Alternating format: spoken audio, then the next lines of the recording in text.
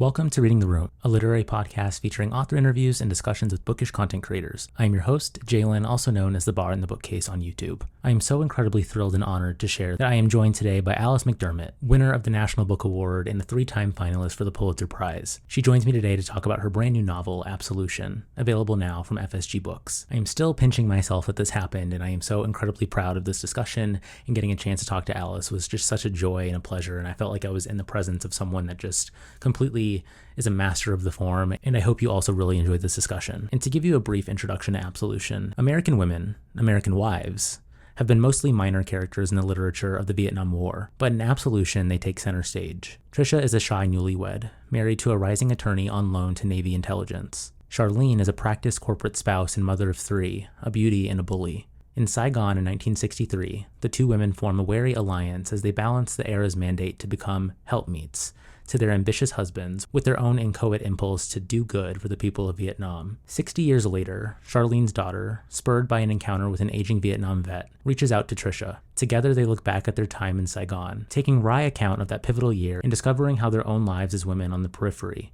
of politics, of history, of war, of their husbands' convictions, have been shaped and burdened by the same sort of unintended consequences that followed America's tragic interference in Southeast Asia. It is a novel about folly and grace, obligation, sacrifice, and finally, the quest for absolution in a broken world. And if you don't believe me, this novel is incredible. Anne Patchett, and she also has blurred the book, saying that Alice McDermott has always been one of our greatest writers, but here she exceeds every expectation. Absolution is one of the finest contemporary novels I've read. It is a moral masterpiece. If you enjoyed this episode or enjoy Reading the Room generally, a great way of supporting the show is leaving a 5-star review wherever you get your podcasts, or sharing the episode with family, friends, on socials. All are great ways of getting the word out about the podcast. And now, without further ado, here's my discussion with Alice McDermott. Alice, thank you so much for joining me today. This means so much to me, and I'm so excited to talk to you and be a part of the publication of this amazing novel. So thank you so much. Thank you. Thank you for inviting me. So, this is your 9th novel, and I wanted to ask you, in terms of how you think about your own expectations for the art of fiction and your continual,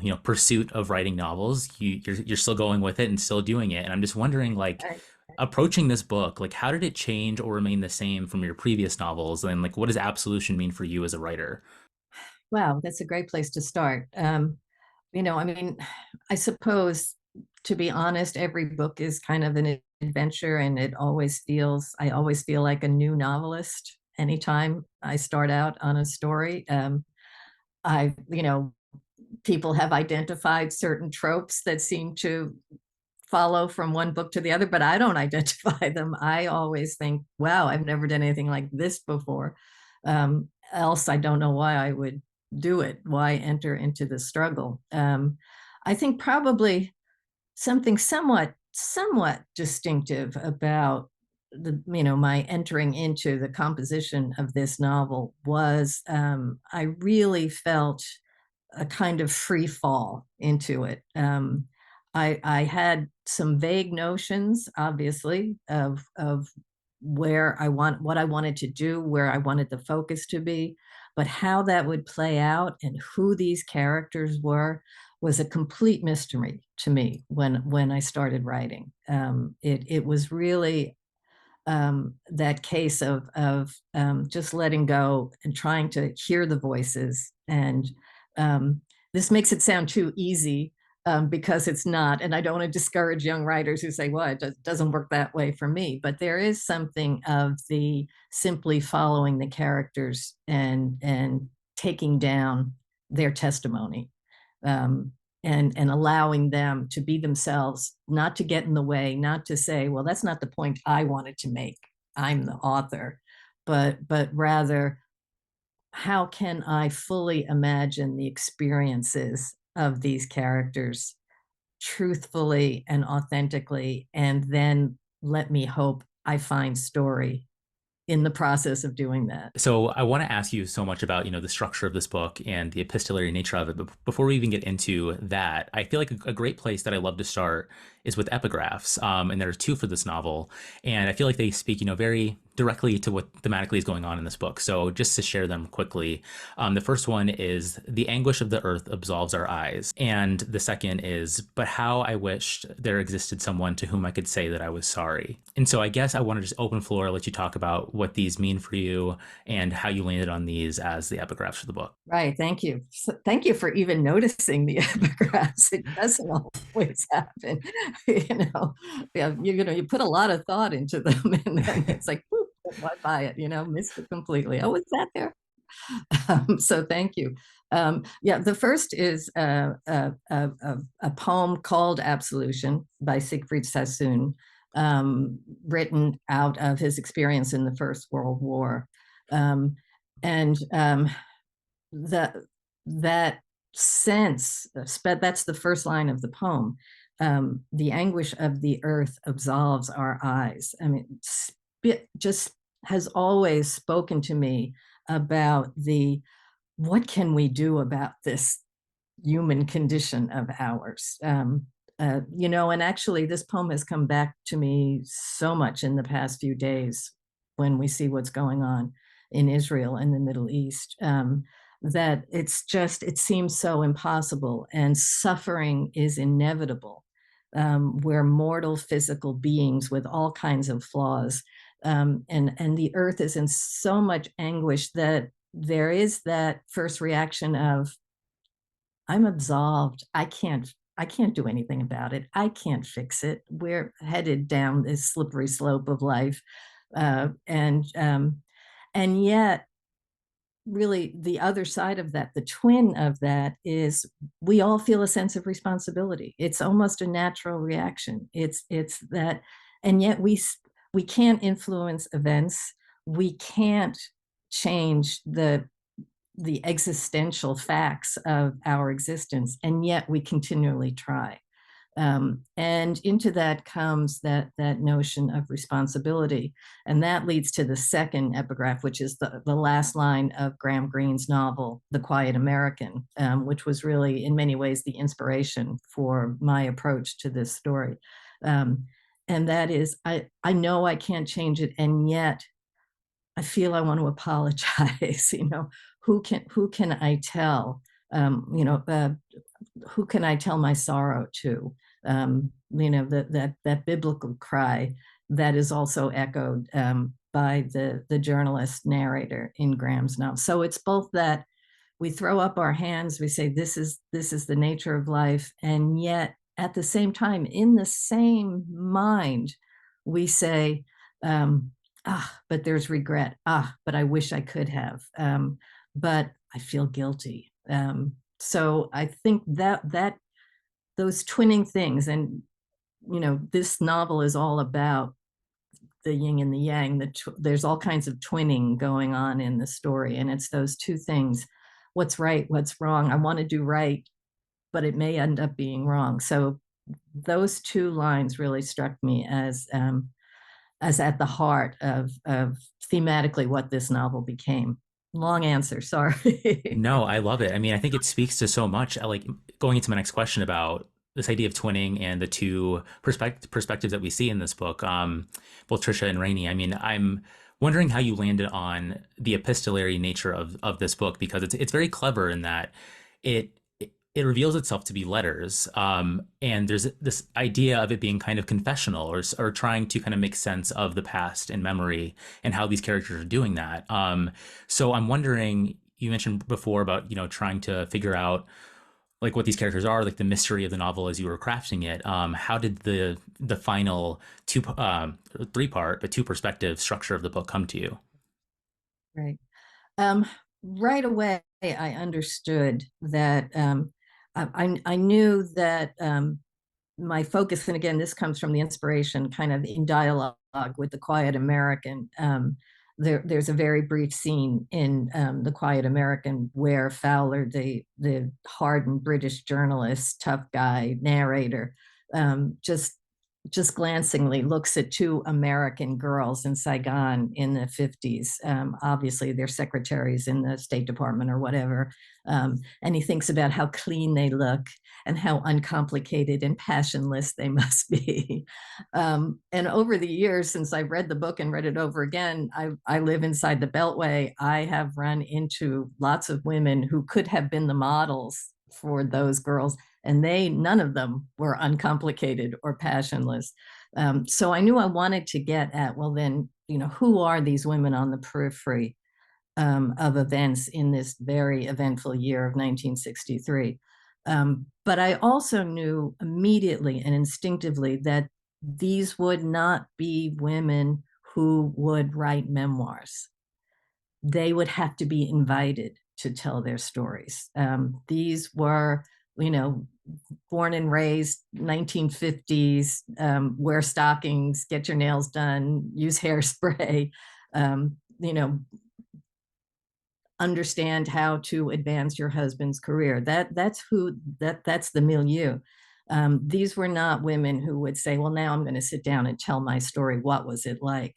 So I knew Trisha, the first narrator, would have to be invited to tell her story. And she would have to be invited by someone who she was not intimidated by.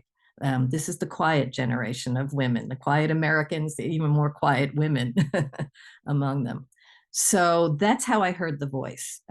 You have asked me a question and now I'm answering it. And of course, as that developed, I understood now I also have to give voice to the person who asked the question, who also was there at that time and place, but in a very different way. So it was a kind of call and response. Begin with the answer, the invitation to tell your story. And you're absolutely right that almost inadvertently, for both women, turns into a kind of confessional. Suddenly they're Trisha first and then Rainey, they're telling each other things they haven't told anybody else. And we meet these characters in an opening scene of this novel that I love so much. It's so memorable, and I know in your work of nonfiction, you talk about this idea of having memorable aspects to literature and how you look for that when you're reading. And it's a very, I don't know. So I guess my question for you about it is this opening scene. I love an opening scene that is at a party. First of all, I just think it's always interesting. Right. It's enticing. But for you in this opening scene, like how did you think about it? Because it reminded me a bit of one of my favorite novels, Commonwealth by Anne Patchett, who I know has been an advocate for this book so much. So yeah, open floor to talk about that like incredible opening scene. Yeah. Well, again, what are the things that are memorable? We mark our lives looking back so often by celebrations, parties, weddings and wakes, if I can coin a phrase. So that was part of it. And one thing that I knew, I had this impulse to take a look at these women's lives that began back when I was an undergrad and first read Quiet American. More recently, I had more recent in the last, I don't even know, 15 years or so. I had a conversation, and I think it was at a cocktail party with a woman whose husband was, involved in something. I don't even remember if it was military or industrial, but was in Saigon in the early 60s. And just in the course of conversation, she said something about selling Barbie clothes in the Adai, the Vietnamese dress, selling them in Saigon. And when she told me this, I had this flashback to an incident when I was a kid that I was on a play date or something. I was sent to play with some kid I didn't know that well, and she had a Barbie doll who had an Adai, who was dressed weird thing. Here we are, in Washington, D.C. in the 2000s, and she happens to mention this, and then I have this weird recollection. So I knew there was going to be a Barbie in the first scene. I did not know that the girl who had the Barbie's mother was going to be Charlene, who was going to be who she was until I began writing. And she just made herself known through the writing. Yeah, I feel like it's a perfect place to talk about Charlene because she, in many ways, I feel like she doesn't, get the opportunity to, give her own story in this book. We only hear about her from the Right. other characters, but I feel like she's very much at the core of what you're exploring here. She's very like at once clear in her character and how she kind of makes herself known on the page. She's a very, she's assertive and but at the same time, there is this mysteriousness to her about what her true, I guess, the question of like moral inquiry about her. And I'm wondering, in terms of this idea of inconsequential good, being kind of like the underpinning of this character, how did you think about crafting the mysteriousness yet kind of stoic nature of Charlene? I think sort of my first reaction once I realized she was in the book, she was here, she had arrived, was understanding that the first impulse, maybe it's a general impulse, maybe it's only my impulse, and it's unfair of me to attribute it to anybody else, but is to mock her or to take her down a peg. She's a pushy, blonde, um, spouse, corporate spouse. How unlikable can you be? you know, and again, it's that. All right, this novel is not about me, the author. It's about the characters. So hold back on that. No, don't sugarcoat her. Don't make her better than she might have been, but certainly allow her to be as complex as she has to be. She's human, and in order for her to be fully human, she can't be any just one thing. She can't just be the corporate wife. She can't just be the disapproving etiquette maven. She can't be the do-gooder who ends up complicating matters by her intrusions into other cultures and other lives. She's all those things and none of those things. She's uniquely herself. So that was my responsibility, to bring her to the page as uniquely herself, even though she also fits every cliche of the bitchy, catty, wealthy corporate wife, doing good sort of her way to keep herself occupied. So what followed from that was that, and again, it comes back to this whole twinning idea. Is she good or not? Are her efforts, she says she wants to do good. And right after that, she says, but it takes money. So it's this altruism and this hardcore reality and understanding of the world. And it seems to me you evoke doing good and then you evoke, but it takes money. You're evoking both good and evil at the same time. It's never simple to make money, even if the money is meant for what appears to be good. So I think she does remain sort of a cipher. She because she's not any one thing, but I'm not sure any of us is ever any one thing. Yeah, absolutely. And I mean, I think this idea of twinning with her balanced with, I guess, a sort of foil with Trisha and how Trisha is kind of, she's newly in Saigon, she's young, and trying to, discover herself as well, and kind of how you kind of play these two characters off of each other is really interesting. And I'm wondering how, going back to Trisha and the way that she kind of has this desire to be a mother, and also she's very young and also has this force of Charlene and also Peter, many different things that force it with Trisha. How did you think about her character, but also having her be the one telling you the story? There's kind of this idea of how much is reliable in what she's telling, because there's this one moment later in the book where she admits to lying about something in her narrative to Rainey. I won't say what it is, but it made me think about this idea of like truth and fallibility of memory, and how you thought about centering the novel with Trisha for the most of the page count here. Right. Yeah. It's that combination of confessional and memoir, and the sometimes the inadvertent things we reveal, but also how storytelling and evoking memory are much the same thing. We tell, and certainly that speaks to the historical context of the novel.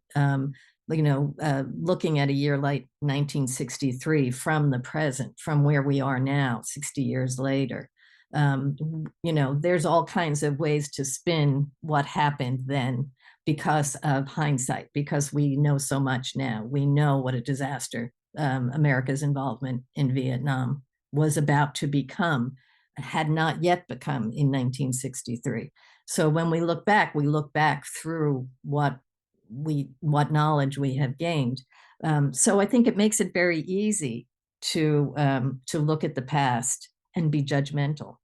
It's very easy to say, well, if I was there, I would have known. I would have been the person who said, no, this is.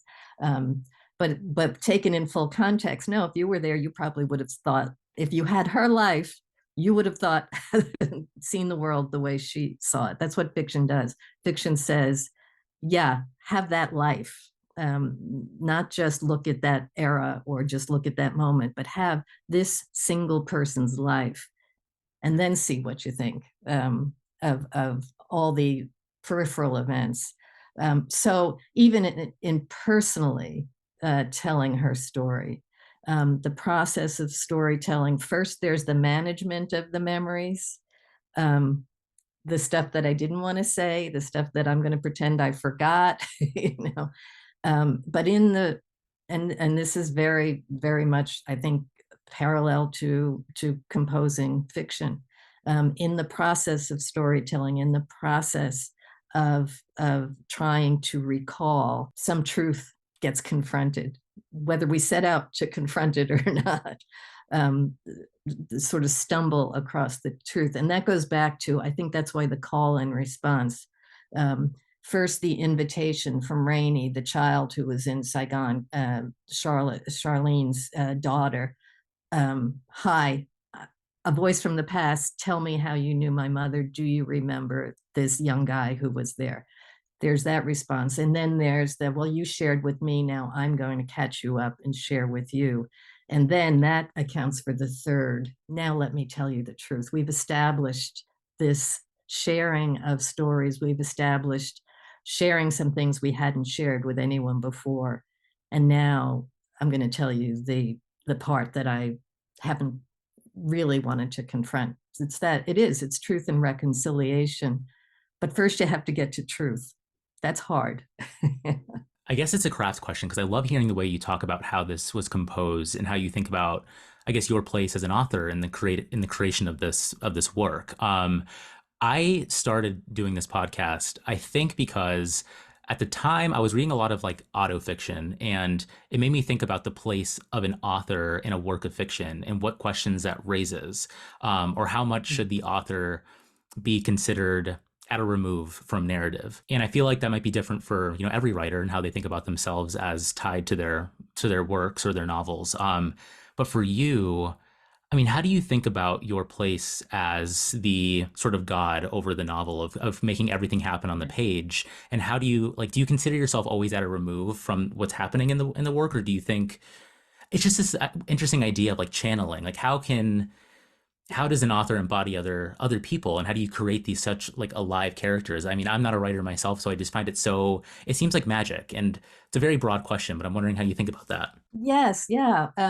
All the time I was teaching, I was advocating for my fiction writers to, and some of this was pushback against autofiction. I have to confess, I have a little hard time with self-centered writing. I even have a hard time with novels. And of course, there are many wonderful, wonderful novels that do this, but novels about writers.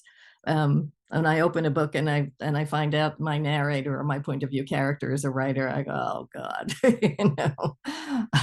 but that's personal. That's me. That doesn't mean that the art and the craft isn't wonderful. But I've always told my students, from my perspective, it's the writer puts herself at the service of character, not the other way around, not the character being the puppet for the author's thoughts and experiences and opinions, but rather tell me who you are, and I will help to get you to the page. I read because I'm interested in other lives, and I write because I'm interested in other lives.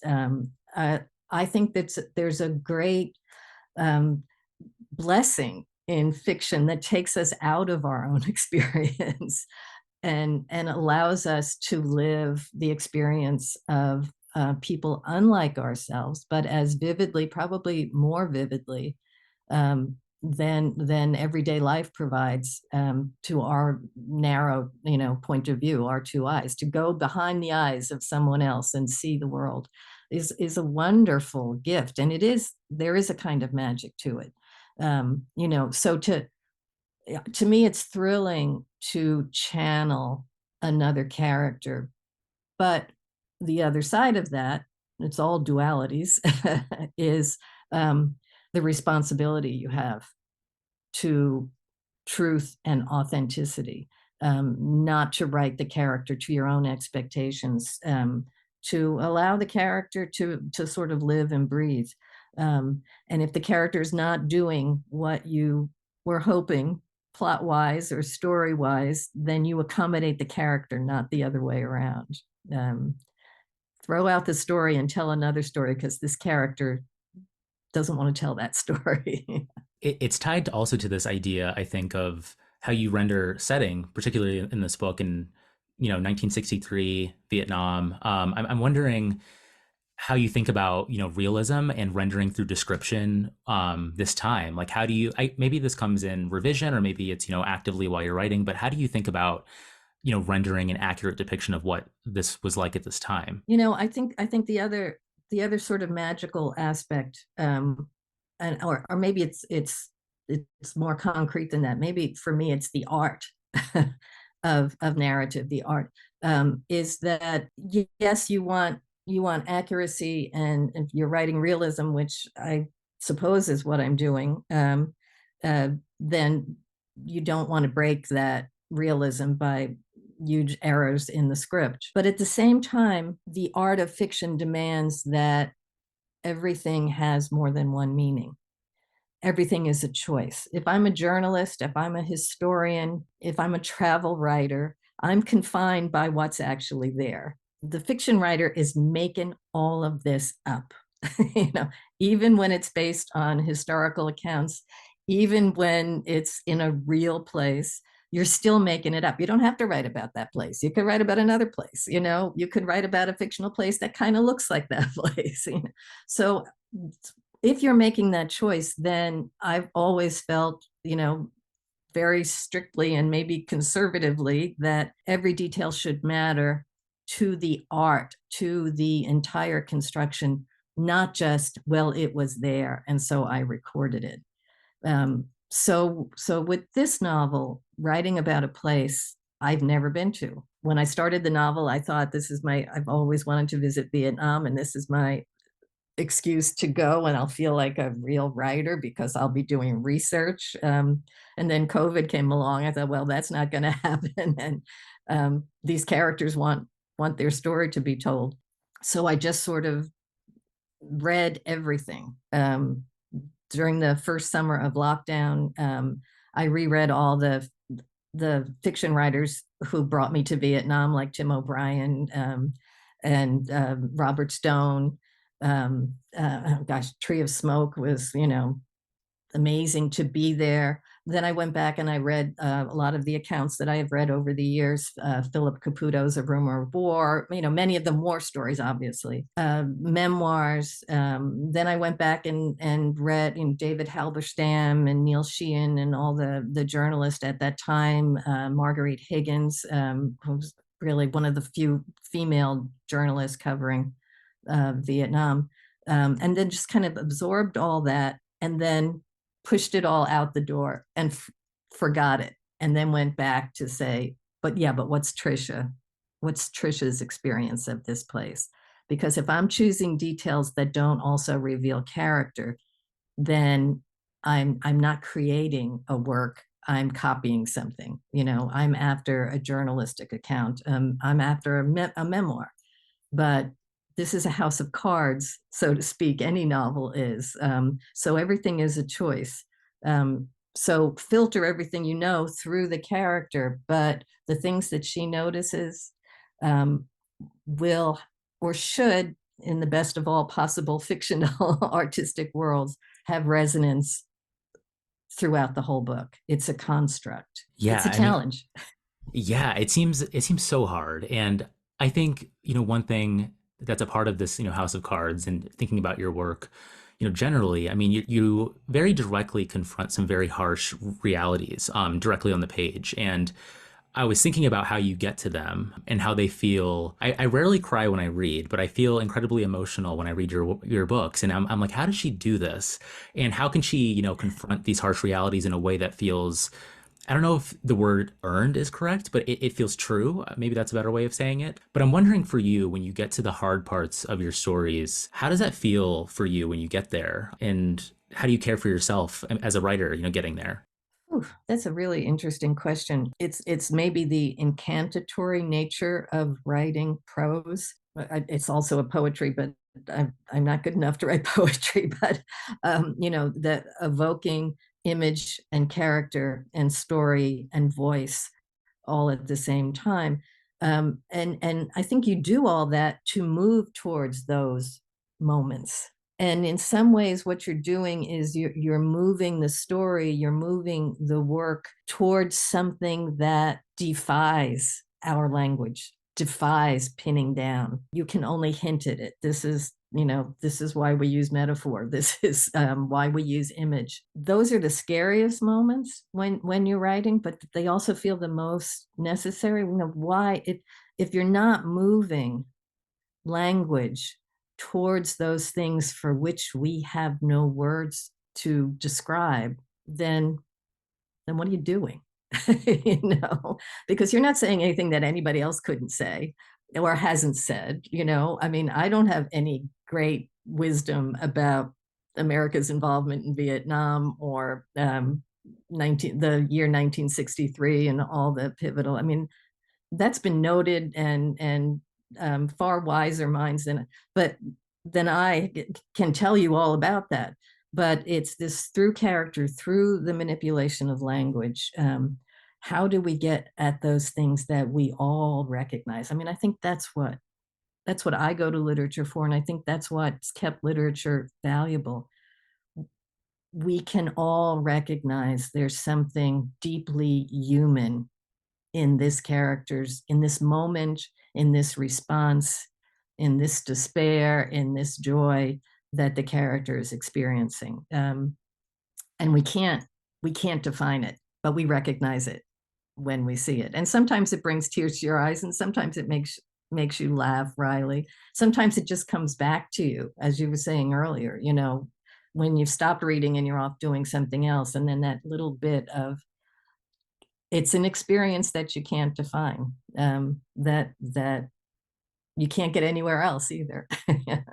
To give you a question about this is you progress as a novelist and like different challenges that kind of come with new novels, and how you said earlier how you feel like a fresh novelist every time you go to the page. How much of this do you think is informed by, one, your reading life, and two, teaching students? And like, do you feel like you've learned through those processes of reading and teaching, and like how do you kind of take that with you when you sit down yourself to write something? Sure. Well, first, reading. I mean, we all become writers because we're readers first. I mean, I've heard writers say they weren't, and I just don't believe them. You're just making that up. Of course, it's you don't become a composer without ever having heard music and being moved by it.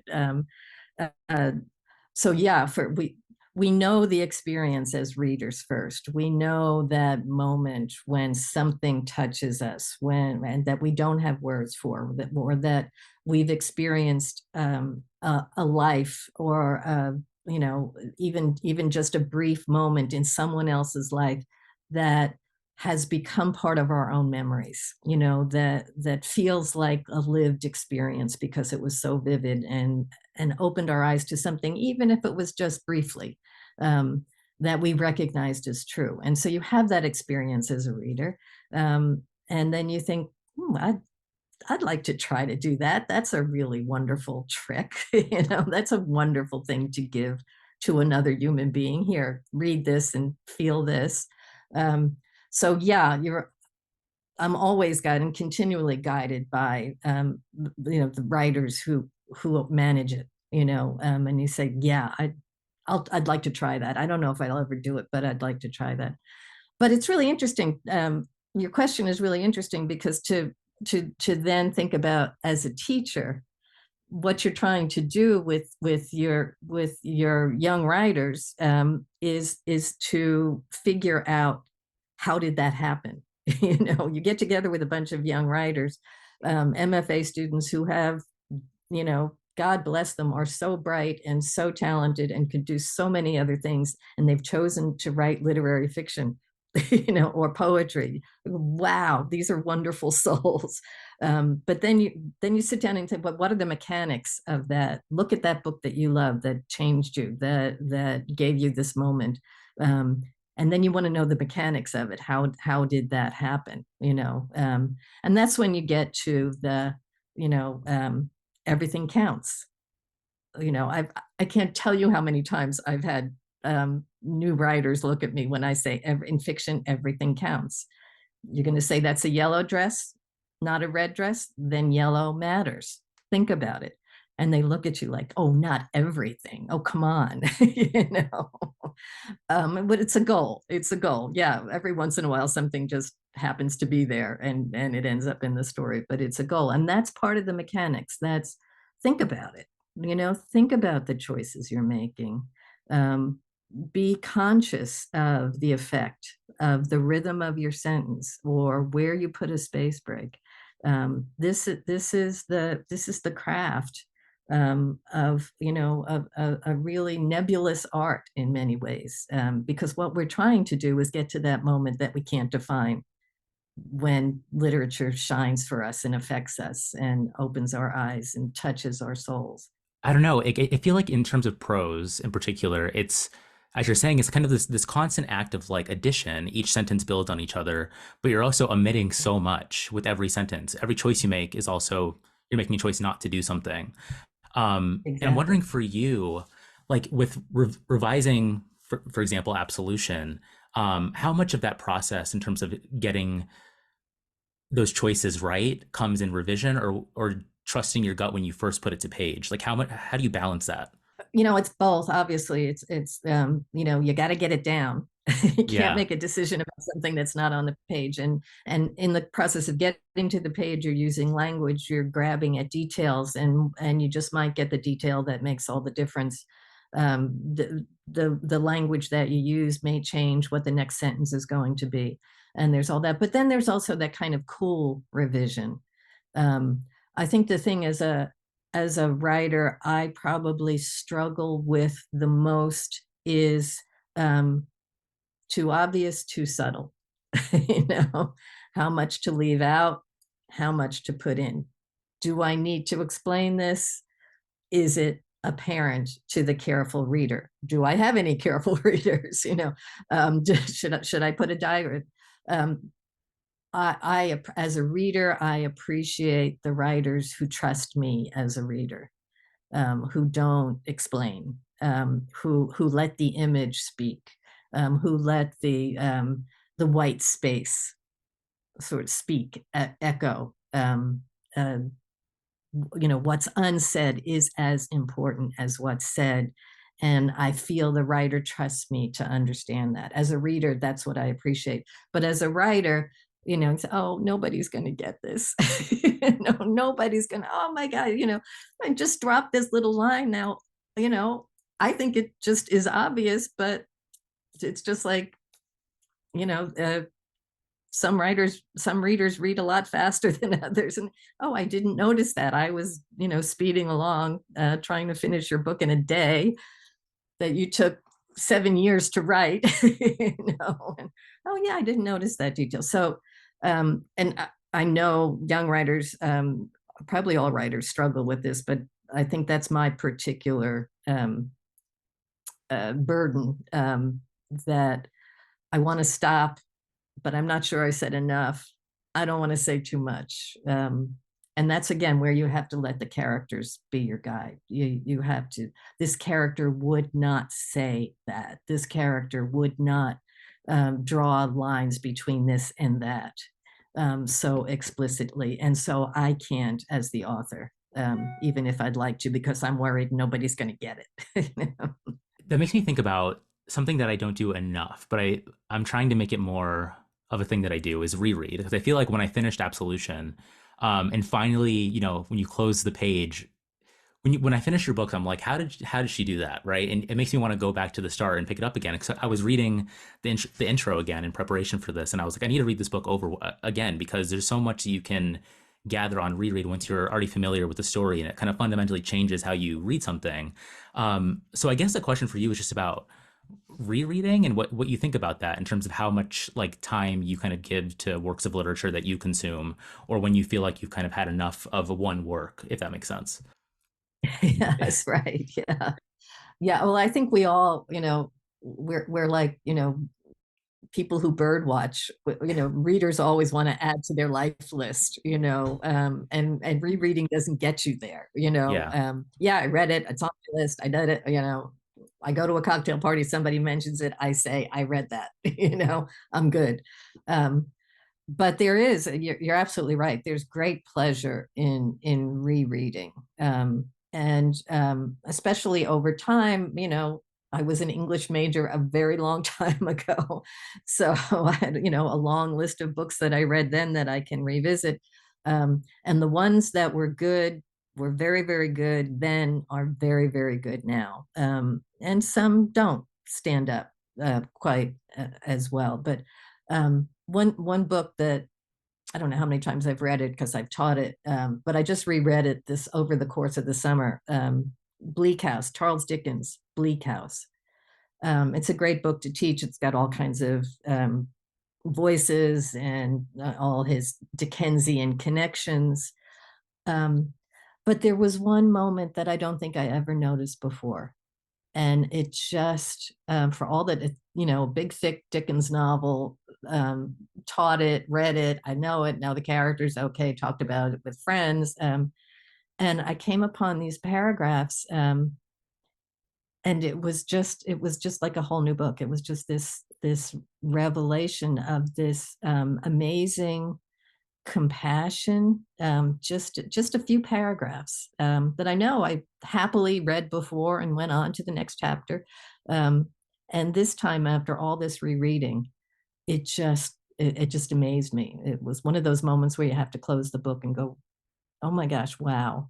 um, so that's a great benefit. Yeah, yeah, definitely. I need to read Charles Dickens. I have not read. I read Great Expectations in high school, I believe, but I haven't gone back to his work. So Bleak House has been, Yeah, a tome. everybody reads Dickens in high school, and it's not it's really not. It's really for grown-ups, Yeah, and it seems so long, and it goes on.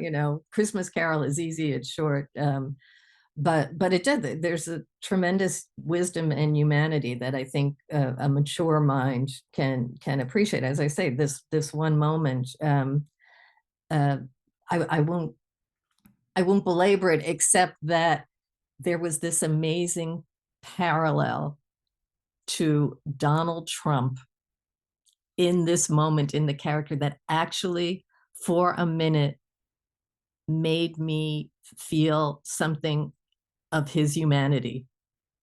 That, a kind of Trumpian character who had a moment where Dickens makes you feel sorry for him. you know because and he has a beautiful wife. I mean, the parallels were there, but it was just like, oh my god. yeah, He did that. He made me feel sorry for this character, and see him in a whole new light after 400 pages.